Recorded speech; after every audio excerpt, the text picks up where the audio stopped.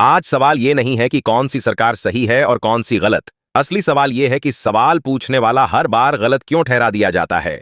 इस देश में नेता बोले तो उसे राष्ट्रभक्ति कहा जाता है, लेकिन वही बात अगर आम नागरिक बोले तो उस पर देशद्रोह का ठप्पा लगा दिया जाता है।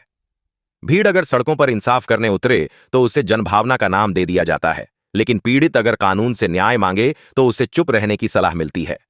आज हालात ऐसे बन गए हैं कि डिग्री हाथ में लिए नौजवान बेरोजगार घूम रहा है और बिना पढ़े लोग देशभक्ति और नैतिकता के सर्टिफिकेट बांट रहे हैं।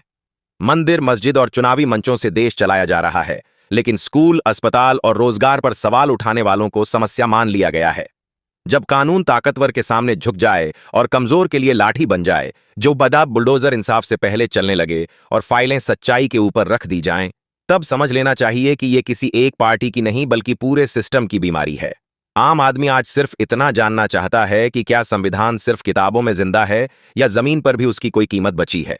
क्योंकि जिस दिन सवाल पूछना गुनाह बन जाए, उस दिन लोकतंत्र सिर्फ एक शब्द रह जाता है। इतिहास गवाह है कि हर बदलाव चुप रहने वालों से नहीं बल्कि सवाल पूछने वालों से आया है, और सिस्टम यही चाहता है कि लोग डरें, खामोश रहें और सवाल न करें। क्योंकि सवाल जिंदा रहेंगे तो सत्ता को जवाब देना पड़ेगा, और इसलिए आज सबसे जरूरी देशभक्ति यही है कि डर के खिलाफ खड़े होकर सवाल पूछे जाएं।